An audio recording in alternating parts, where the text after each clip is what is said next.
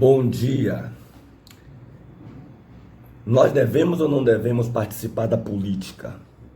As pessoas ficam dizendo que crente não deve se envolver com política, política não se deve se misturar, crente tem que orar, tem que pedir. Tá bom. Eu quero dizer a você o seguinte: você já percebeu que tudo na vida do cidadão hoje passa pela mesa da política? E você é evangélico, é católico, é religioso, é protestante e é cidadão. Se você fosse católico, evangélico, religioso, protestante e não fosse cidadão, não tivesse contribuições e impostos a pagar, não tivesse pelo que ter que fazer pelos deveres que o município, o estado e o país impõem sobre você, ok. Então seu relacionamento na terra seria só entre você e Deus, ponto. Mas nem assim não. Sua vida para ou sua vida se move, você compra, tem uma caneta da política, você vai vender, tem uma caneta da política, você vai viajar, tem uma caneta da política. Por exemplo, o Brasil é tido, chamado como um país democrático, ok. Mas se você não votar, cumprindo o seu papel de cidadão, você pode não ocupar um cargo público se você passar em um concurso. Você não pode tirar seu passaporte se você não comprovar o porquê que você não votou. Então, como é que você tem esses deveres e não tem o direito de se envolver com política? Como é que você vai ser alheio? Eu quero mais uma vez deixar claro aqui, para quem de vez em quando para ouvir os meus vídeos, que a questão aqui não é ser de direita e nem é ser de esquerda. Até mesmo porque às vezes a gente fica discutindo essas questões de direita e esquerda e esquece que, independente do lugar que eu estiver, aquilo que é certo tem que ser dito e defendido. Se alguém é da esquerda e não entende isso, é uma consequência e um direito que ele tem de poder optar por essa atitude. Se alguém é da direita e também não entende isso, isso é uma consequência e um direito que ele tem de optar por essa atitude. Agora, dizer que eu, por ser cristão, não devo me envolver com política é um erro gravíssimo. Veja bem, a lei que está tramitando aí agora, que é uma lei no Supremo Tribunal Federal, diz que tem que haver uma proibição do poder religioso. Eu já falei isso em outro vídeo, eu vou repetir isso aqui. Qual é a ideia? A ideia é que se um líder religioso, um pastor, um protestante que tem um grupo de pessoas que estão aos seus cuidados espirituais, ele porventura, digamos aqui, eu agora estou aqui em um vídeo dentro da minha casa, e aí alguém chega aqui e me pergunta, Pastor Márcio, o que é que o senhor acha de eu votar em tal ou tal pessoa? E eu, com as minhas convicções pessoais, como pessoa, como cidadão, eu vou dizer a ele, eu acho assim, ok. Essa pessoa, então, é vista como influenciada por mim para votar em A e B. E se essa pessoa votar em um crente ou em uma pessoa que eu indiquei, isso indicará que eu estou exercendo um poder sobre ele e isso tornará aquela pessoa, se eleita, possível de cassação. Então imagine que eu não terei direito de dizer em quem quero votar ou dizer para alguém votar em quem eu acho que deve votar, porque aquela pessoa, se eleita, poderá ser cassada. Agora imagine, eu não vou ter direito de indicar o meu representante, uma pessoa que vai me representar diante das questões que passam no município, passam no estado e passam no país. Ou seja, vereadores que fazem a legislação no município, deputados estaduais que fazem a legislação, eles redigem as leis no estado, deputados federais que redigem leis no cenário Brasil, e senadores. E a instância maior, o presidente da República.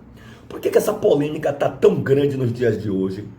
Porque simplesmente o presidente atual é um presidente conservador, é um presidente que defende muito a ideia da família tradicional, que defende a não oficialização da ideologia de gênero, e essas pautas, entre outras, são pautas que fazem parte do ensino religioso, do ensino bíblico, que a Constituição brasileira, nos seus artigos, declaram que ninguém pode ser censurado, perseguido por causa da sua fé.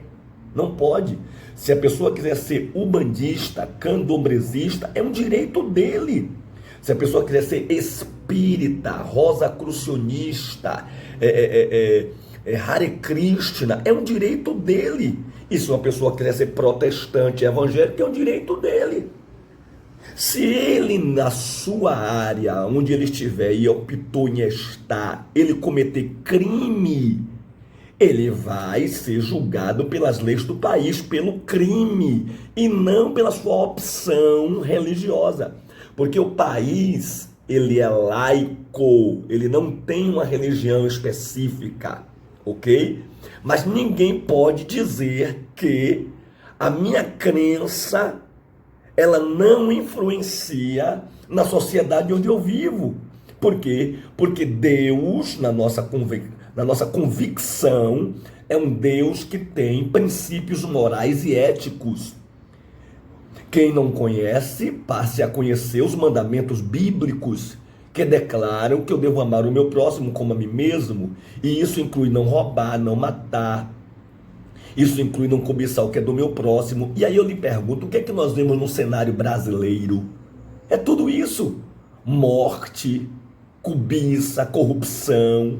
Aí eu lhe pergunto, o que deve ser feito? Não é mudar essa forma de legislar, essa forma de agir? Como de legislar?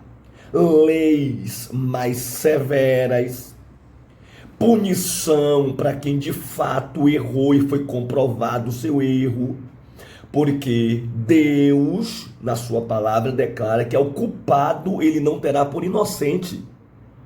E tudo que o homem planta, ele colhe. Mas é isso que nós vemos hoje no cenário brasileiro? Não. Você vai ver agora, por exemplo, o Senado votou e deu, acho que 43 votos contra 32, uma coisa dessa, para que houvesse a criminalização da PL aí, da lei, da fake news. Então, qual é a ideia? Agora perceba, quem é que está sendo mais perseguido ou mais caçado dentro dessa chamada lei da fake news? São os conservadores, são os que defendem a família tradicional, são os que defendem a justiça sendo executada. Deixa eu lhe dizer uma coisa. Você sabe que hoje já não se pode ser feito, ainda que pode por opção do colégio, seja estadual, ou municipal ou particular, mas hoje já não se tem mais a chamada Dia dos Pais e Dia das Mães? Por quê? Porque foi-se feita a ideia da inclusão das famílias, porque hoje tem as polifamílias, né? Os diversas formas de família. Então, para não se criar a ideia de que está havendo uma discriminação das outras novas famílias que têm surgido, então tirou-se o chamado Dia dos Pais. Por quê? Porque hoje, pela lei, E detalhe, essa lei foi aprovada pela caneta da política. 2 homens podem adotar uma criança. 2 mulheres podem adotar uma criança. Então, se 2 homens adotam a criança, nós que somos conservadores da família tradicional entendemos que pai e mãe é um homem e uma mulher.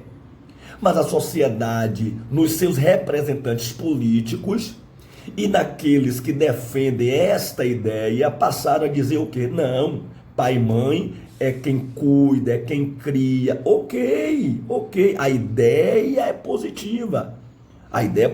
Porém, se você quer dar um direito às novas famílias, que se dê dentro da legalidade, mas não coíba o meu direito.